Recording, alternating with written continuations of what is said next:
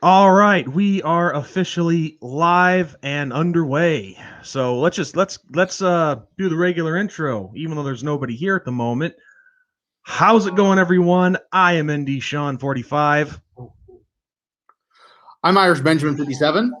and together we make up the two Irish brothers. This is our live show, and now we wait for people to show up. Go. That the dogs? Yeah.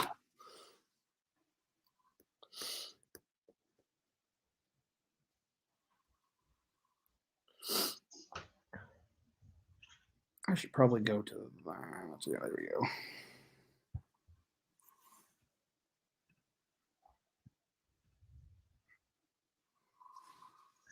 Yep, still a goose egg so far.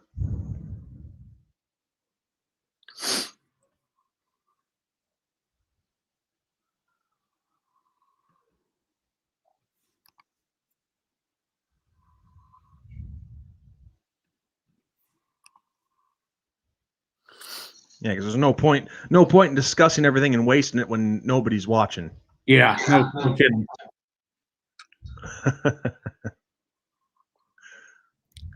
Yeah, so I have a new sport this year. I'm getting into NASCAR. Yeah, So- you were telling me about that. So yeah, it's been pretty interesting so far. I tried to get into it when I was a kid, but I really couldn't. It wasn't because of, stereotypes or anything like that. It just didn't really appeal to me all that much. I mean, my dad would take us to stock car races in a nearby town here. That would happen like, I don't know, every couple of weeks or so during the summer. And I guess that was kind of fun watching that and hanging out in the pits afterwards, but racing was something I just couldn't really get into a whole lot. Yeah. All right, well, we got one viewer watching, so let's get on with the topics that we had planned. So, Ben, just got to discuss the big news out of the NFL. Carson Wentz has now officially been traded. He is going to the Indianapolis Colts, and in exchange, the Philadelphia Eagles are getting 2 picks, the 85th overall in this year's draft, and a conditional pick in next year's draft, which could be a number 1 depending on how Carson Wentz performs. So yeah. I got to say myself personally, with all the reports that I was hearing, I was thinking the Bears were the strong front runners for him, but turns out they never even made an offer officially. That doesn't surprise me, though. Not at all, no. With the way the Bears front office is. But yeah, I mean, it's a potentially big pickup for Indianapolis. Maybe Wentz just needs to change the scenery. And Indianapolis is trying to stay competitive, and having Phillip Rivers, on the way out is, going to make them back to square one. So picking up Wentz and I guess getting somebody in the draft to groom is the way that they're going to go. And I mean, look at Philadelphia. They don't really need Carson Wentz with having Jalen Hurts, so. Yeah, because he's been a little he's been a little surprise for them, so I think that's the route they're gonna go with, and I guess they think they can get more out of him than they could with Carson Wentz. So I think it's all around. I think it's good for both parties involved because Indianapolis gets their quarterback that can take them forward, and they don't have to they still I don't know. I wouldn't put it past Indianapolis to still draft a quarterback I think they will to build up.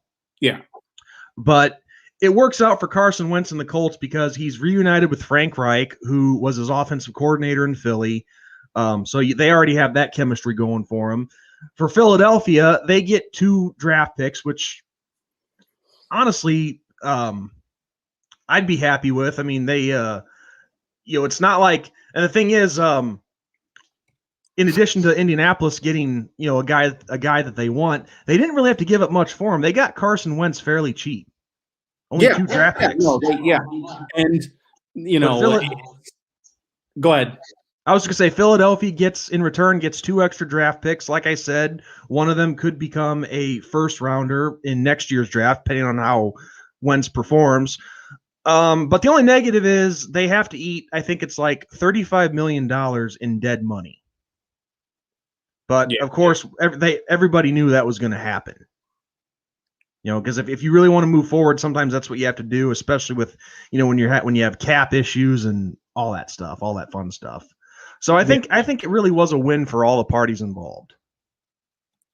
Yeah, no, it's a good, I think situation for both. And, from a personal standpoint, I'm happy about it because I have Jalen Hurts in my dynasty league. So giving him pretty much the reins to that franchise is fine with me, So and speaking of that, Ben, speaking of your fantasy league, or your fantasy league, tell the audience what all two people what the trade that you were telling me about earlier that you were going to make.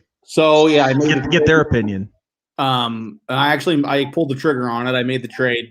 Stephon Diggs for Hollywood Brown from the Ravens and a first and second round pick. So, not too shabby of a trade, So for me, I'm in rebuild mode. I kind of had a rough season last season. Had a lot of guys get injured that were my big key ones. So, looking to the future, and I'm in a really good spot to draft, a bunch of big namers. So I'm excited. Well, and you have a chance to replace the production of Stephon Diggs in your league because you said you draft number 2, right? Yes, I draft number 2, and I mean, wide receiver wise, I already have Claypool, so I had him on my bench for a few weeks, and then I gave him the promotion from the taxi squad for us to the active roster. So, and that paid dividends. Devontae Smith at number 2, dude. Pull that trigger. Yeah. We'll see what, I'm kind of seeing what happens with the actual draft and where everybody goes first. I do have my eyes on a couple guys. But yeah, so we'll see.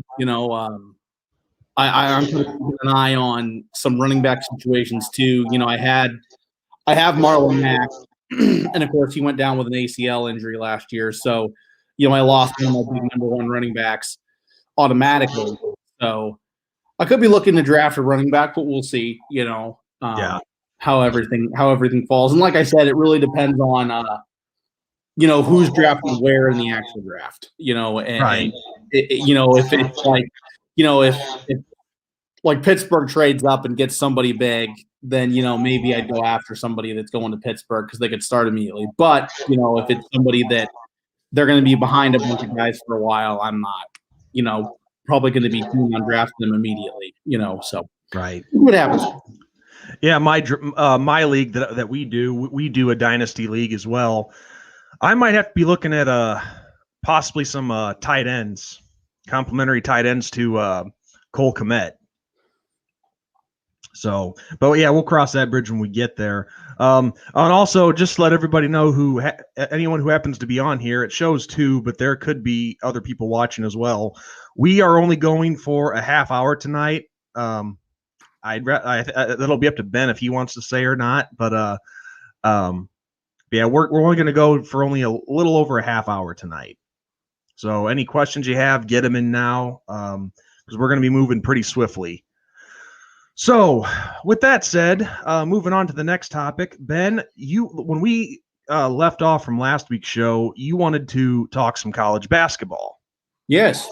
So I will let you take the lead on that because, being quite honest, I haven't really been watching a ton of college basketball, just haven't really had the time, been working a lot. So you seem to be more in the know. So take it away, and I'll comment when I can. So it's kind of an odd year for college basketball. We've seen University of Kentucky, Duke, North Carolina, all very much struggling this year. They've all had flashes of, that's the team that we know. And then they've had flashes of, just utter, despair and losing. So, this year, of course, one of the front runners for a number 1 seed is Gonzaga. They're the best team in the country right now. I do believe they're number 1. That's no surprise to anybody. This could be the year that Gonzaga goes the whole way. That's just been the only thing that holds them back. in past years. They get into the tournament, they go pretty deep, but then they get knocked out. So two teams that Notre Dame fans will definitely know. Michigan and Ohio State looked around to be another two number one seeds. And then well, that's the thing that I can comment on right now that I have seen a little bit of. This is for lack of a better term here, but the Big Ten has really seemed to make a little bit of a resurgence in college basketball, because there were a few years where that conference was down a little bit in college basketball. Yeah, and we're seeing a shift. And now you got in Michigan. It was Michigan State with Tom Izzo, and now it's Michigan. Which is incredible. Yeah, you got four Big Ten teams in the top 10. Of course, Ohio State and Michigan, and it's nice. I'm not a fan, but our home state, Illinois, is back in there at number 4. Iowa, who's always had a pretty strong tradition in basketball, they're right behind them. So yeah, you got a nice little surgence there from the Big Ten, and then even so, you have Wisconsin in there at number 23. Let's see, I'm looking here, and that appears to be it. So you got five Big Ten teams back in the top 25. Yeah, and like I said, it's very interesting seeing kind of the shift in the state of Michigan, because when you think basketball, you think Michigan State, and when you think football, you think Michigan, and they've kind of flipped. It's Michigan is now kind of the top dog, and Michigan's played in a championship for basketball. So I mean, they've really turned it around there and kind of are on the surge up. Ohio State's had a fairly decent run the last, I'd say, 10-15 years. Thad Matta did a great job there, kind of rebuilding that program up and bringing them back. Like you said with Illinois, Illinois is kind of having a resurgence. If some of us are old enough to remember, in 2004, Illinois had one loss, and that one loss was to Ohio State in the regular season. They went to the championship against North Carolina, ended up losing by 5 points, and only having their second loss of the season. So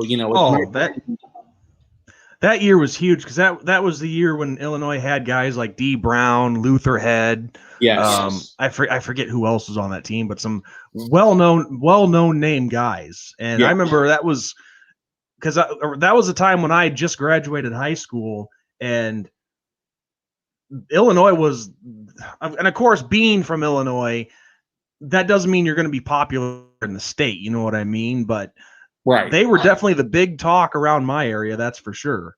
Everybody was sporting Illinois gear. And it was, I mean, they were on the up and up, but I mean, I don't think anybody really expected them to be as good as they were.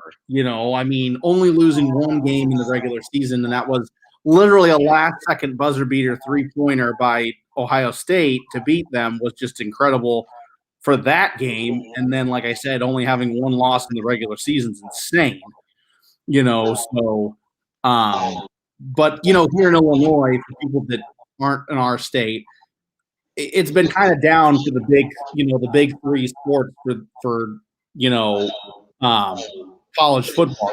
Football, basketball, and baseball. Illinois has kind of been down, and now it's nice to see the resurgence of basketball. At the University of Illinois, and now Brett Bielema is the new head guy at Illinois for football. We'll see if he can turn it around. He's from Illinois, and all that, so it'll be interesting. But and then the final, potential number 1 seed would be Baylor, and that shouldn't be any really big surprise to anybody. Baylor and Kansas have been kind of going back and forth in the Big 12, so it's not a surprise at all. Well, and also with Baylor, I mean, we can't. This is just the obvious fact here. They have both great men and women's basketball programs there. The women having won a national championship more recently, and I don't know if the men's ever have or not. I don't think so. I don't know if they have. I mean, yes, the women, had Brittany Griner or Grimer, or however you pronounce it, and she took them to a national title. So they had a big surge, and I mean Baylor for a few years, they were incredible in a bunch of sports. I mean, football, they had Robert Griffin, and then basketball and both women's and men's basketball, and of course baseball being in the state of Texas. So yeah, but it'll be interesting to see, some of these blue blood programs that are struggling right now. Duke, North Carolina, and then Kentucky. And the incredible thing in the SEC is we've seen kind of a surge of some teams that you wouldn't quite expect university-wise to be there. Alabama has all of a sudden come back and become a very, very good basketball school in the SEC. Well, that's the thing. That's the thing with Alabama is they're one of those schools where they could pop up and be good at basketball at any given time. Because I remember one of the big games we had against them back in the day was when back in I think 2006, Notre Dame upset then number 5 Alabama in basketball. So hey, how about that? Notre Dame has the edge over Alabama in something. Right. Right. But that was when they let's see who was one of the big players on that Alabama squad. I think what was it, Jamario Davis or Jamario Williams? He was one of the top scorers on that year's team. But the point is Alabama, they're able to be good in basketball. It's just not exactly consistent. But no, and yeah, like I was saying, just with kind of the surge. I mean, LSU's surging in basketball right now. Tennessee looked like they were going to be a real solid contender this year, and they've kind of plummeted a little bit.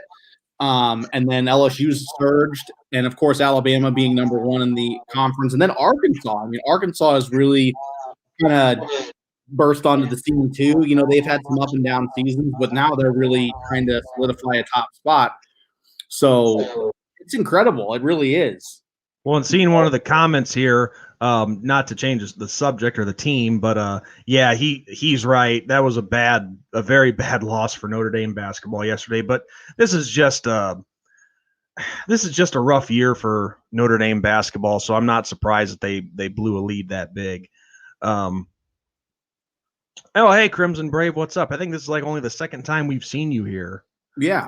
But he says, Crimson Brave says, yeah, we just need the right head coach for B-ball, and we got it now. Who is Alabama's coach for basketball? It is. If he can answer before I can find it.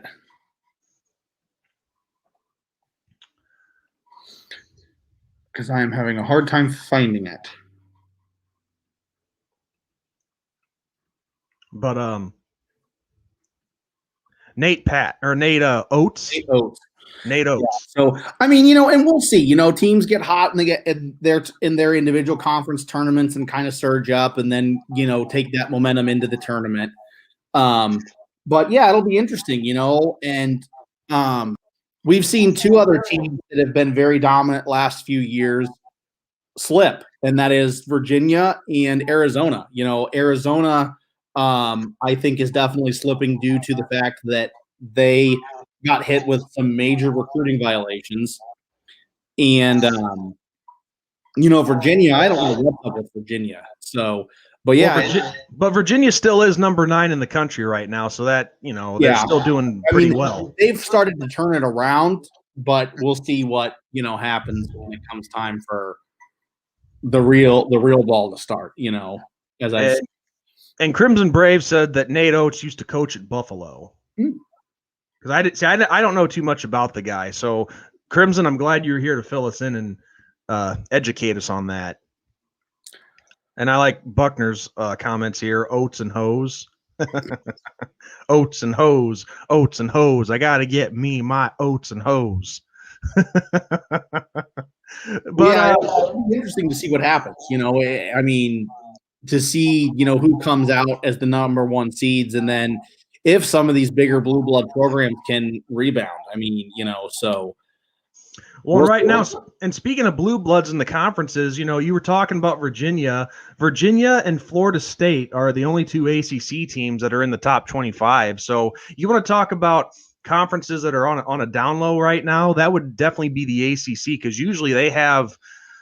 Well, they have Duke on average automatically. I mean, yeah, at least a half. They usually have at least a half dozen teams in the top 25 at every given time.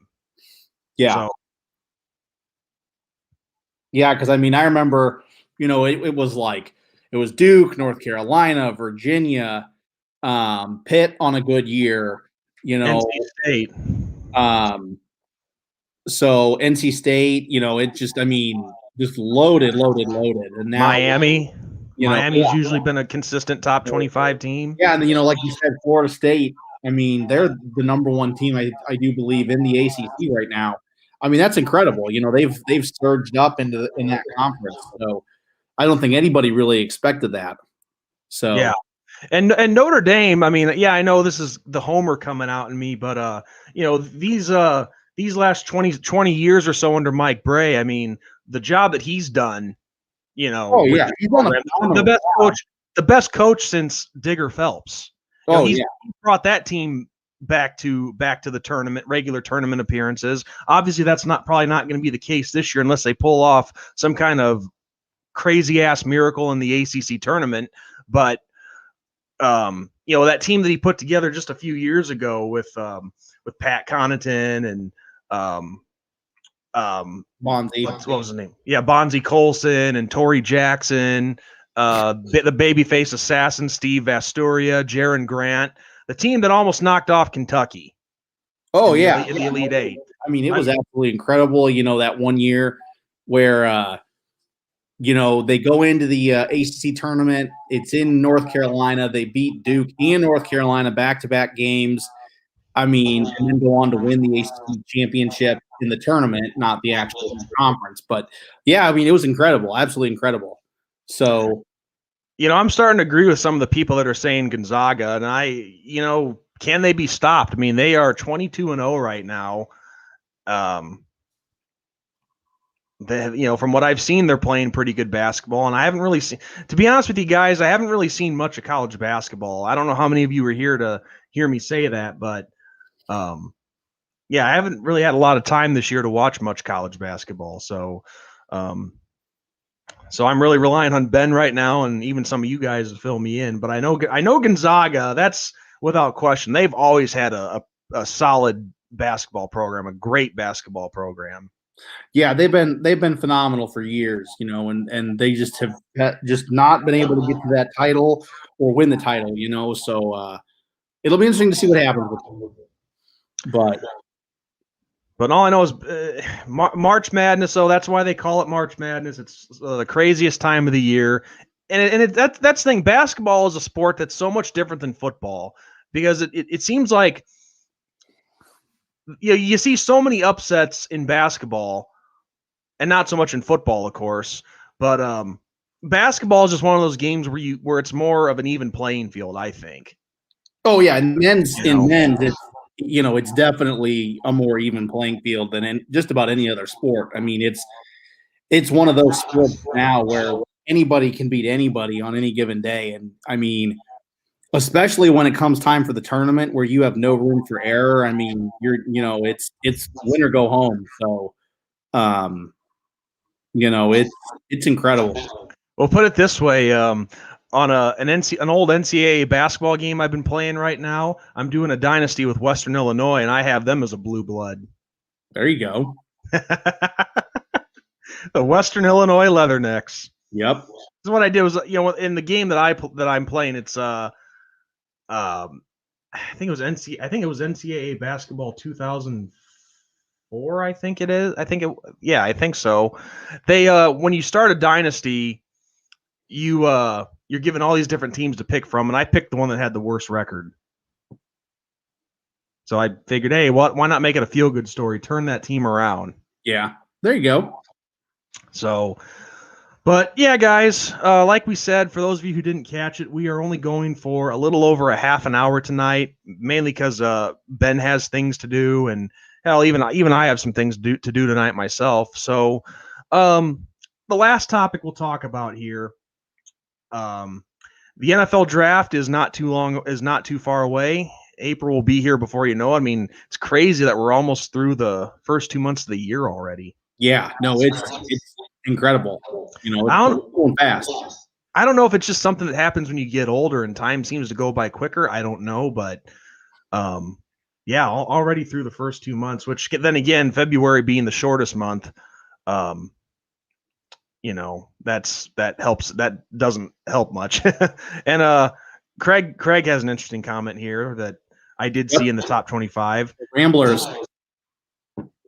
Didn't they have a run not too They long had a ago? big run 2 years ago. Yeah. That's what I thought. Yeah, no, it was fun watching them. It really was. We're both Illinois guys, state-wise, living-wise. And, yeah, no, it was cool. It was really, really cool, and, yes, Tyler Buckner, Sister Jean, she was that feel-good story. So, yeah, that was really incredible. I would love to see them do well. I'd love to see them and Illinois do well. There's no hate, there for me. So, Sister Jean, that reminds me of something. Because I remember that nun, but I just forgot what her name was. But I remember at that time when that was going on, when Loyola of Chicago was making their run. This is the report at the time. The two most talked about women in the media at that time were Stormy Daniels and Sister Jean. Yeah. Because I think I'd give the edge. I would give the edge to Sister Jean because she was more all over the place than Stormy Daniels was, and that feel good story, like you said, that's what Sister Jean was. I mean, obviously Stormy Daniels was just the cheap trash that was just garbage. I don't want to say. I know trash, garbage. I know, but I'm trying to keep things somewhat clean here. Yeah. I don't want to say worse. You're not a fan of that team, but Sister Jean threw out the first pitch at a White Sox game, and she was right on the money, man. It was right down the pipe and a perfect strike. So she really has it. That's for sure. So yeah, is she still alive?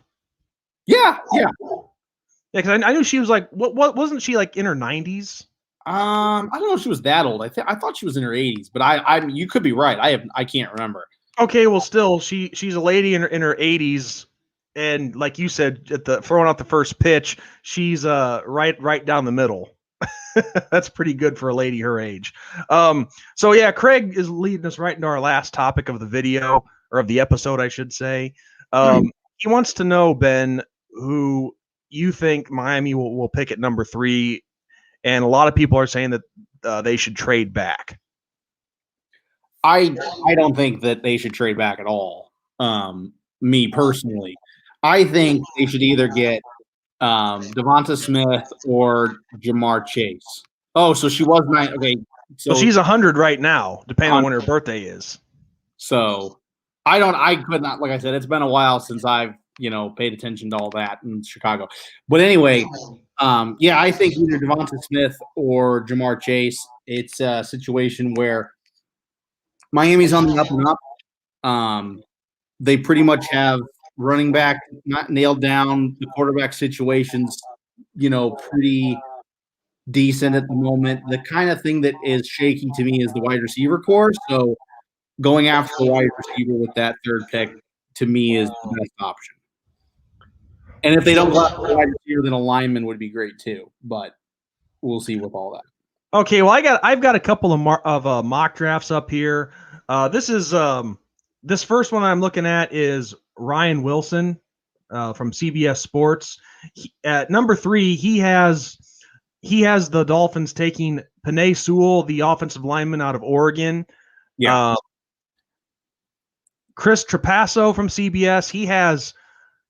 He doesn't specify it here, but he has in his mock draft, he has the Dolphins trading down with the Houston Texans. Which that doesn't make any sense because they have the Houston Texans pick in the first round. So yeah, that's what I thought. Yeah, that's like that Pro Football Focus mock draft that I saw that said that Miami was going to trade Tua and draft a quarterback in this draft, which I don't even understand. But anyway, yeah. So yeah. So, but still, we'll just go with we'll just go with it. So it doesn't. So based on his trade, it doesn't look like Miami has any more first round picks from that. They still only have just number 18, which he has them picking Christian Darrisaw, the offensive lineman from Virginia Tech. And then let me see if I can slide over here.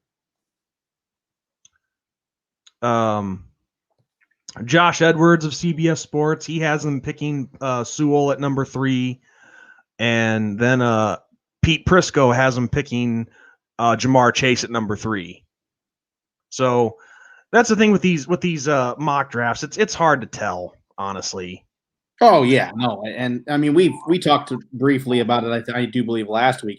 You just have no idea what these teams are going to do until it actually happens. I mean, I've seen teams pull fast ones on people and stuff. So yeah, no, it'll be interesting to see what happens with all this loaded NFL draft.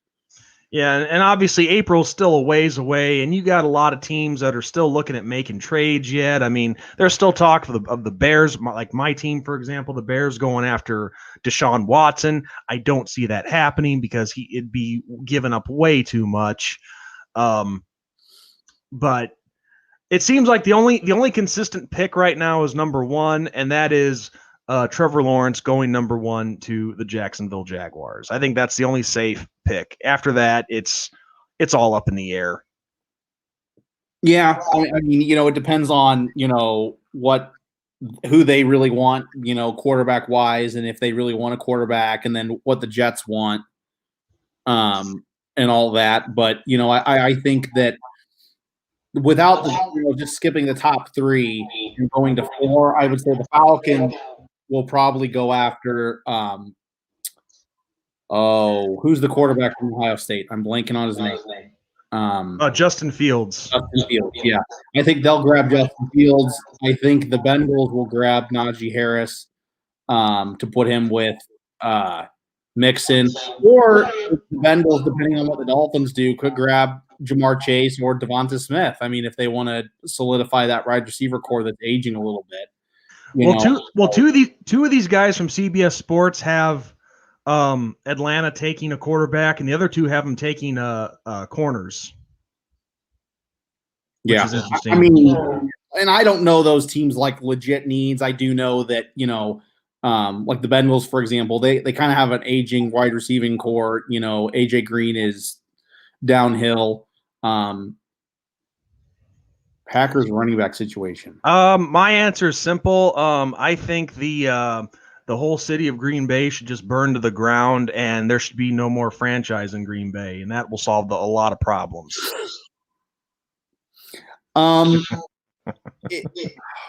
is that guy's name that they currently have? And he's pretty good too.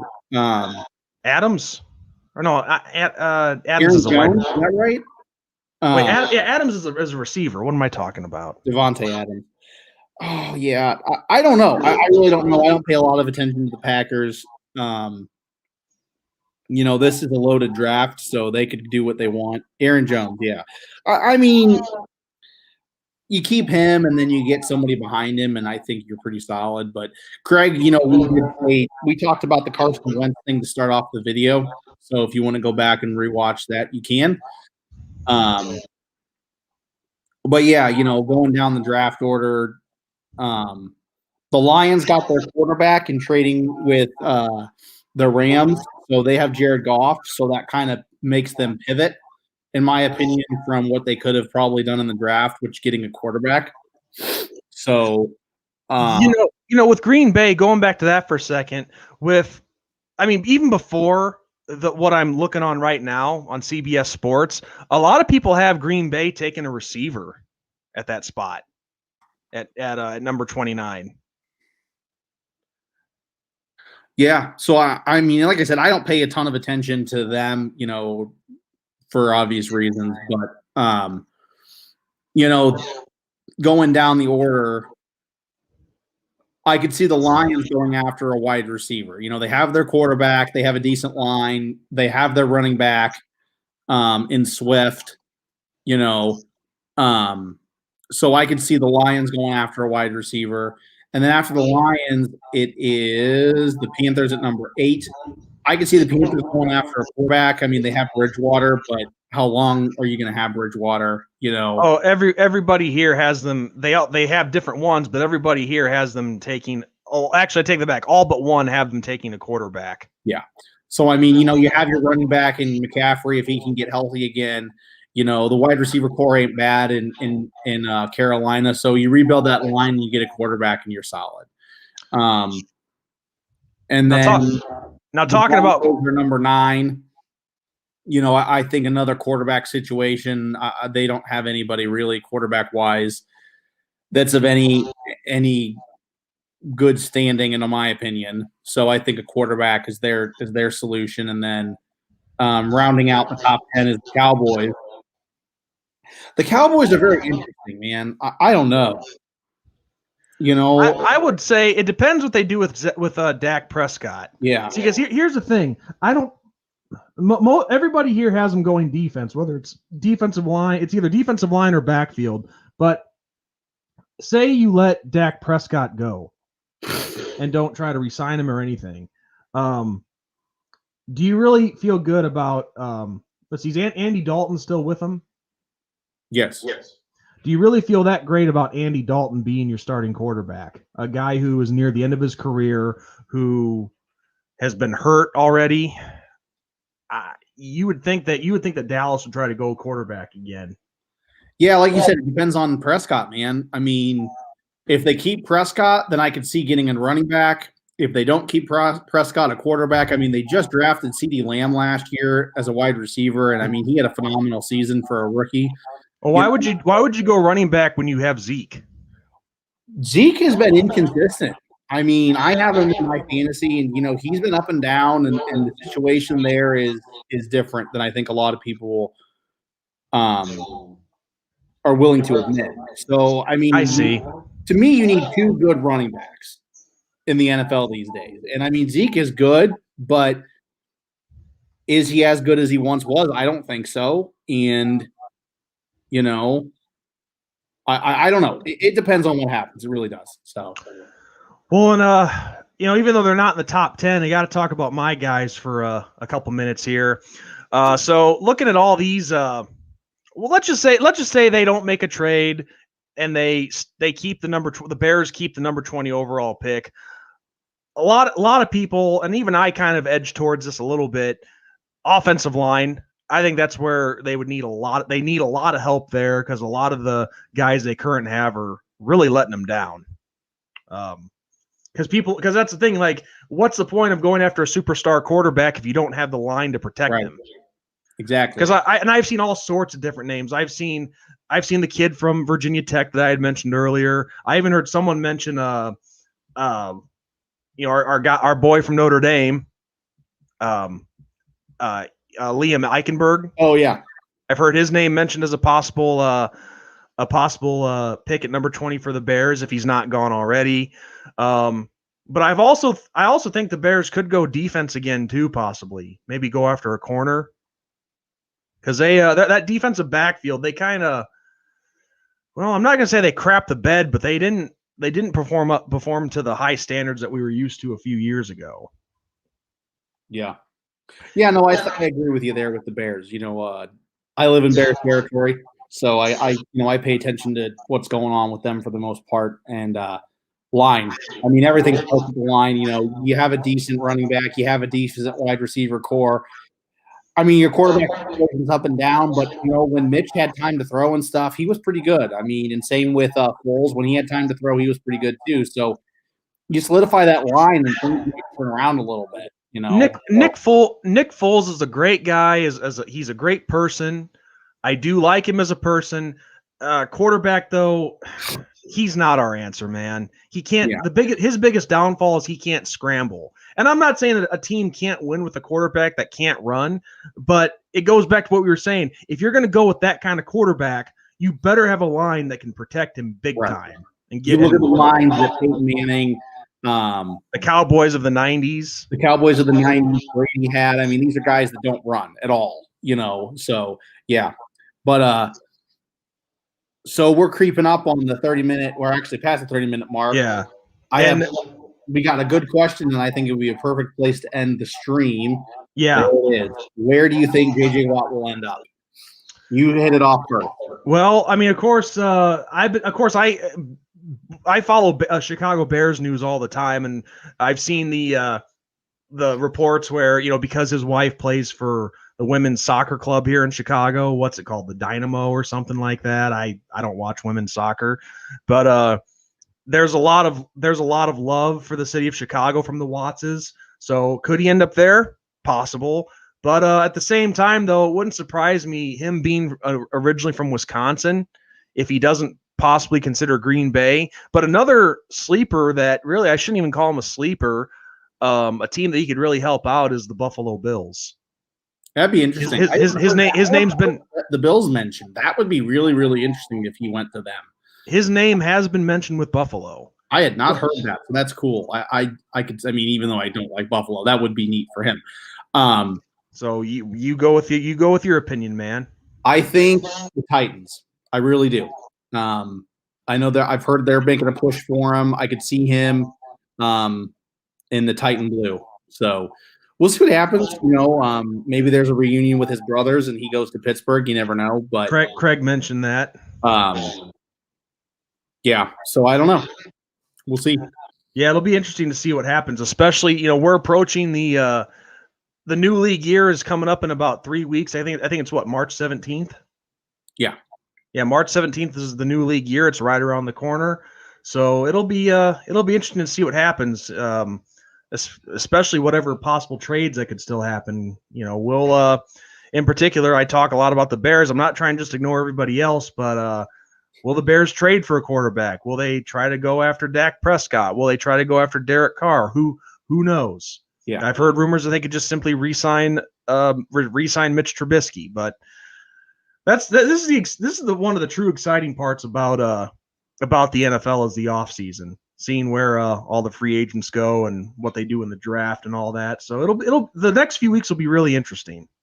Yeah, for sure. So on that note, guys, this is where we're going to end it. Sorry that we're cutting it short from the full hour, but we'll try to pick it up next week. And thank you to all of you who stopped by and joined us. So yep. On that note, I am ND Sean 45. I'm Irish Benjamin 57. God bless, good night, and go Irish. Go Irish.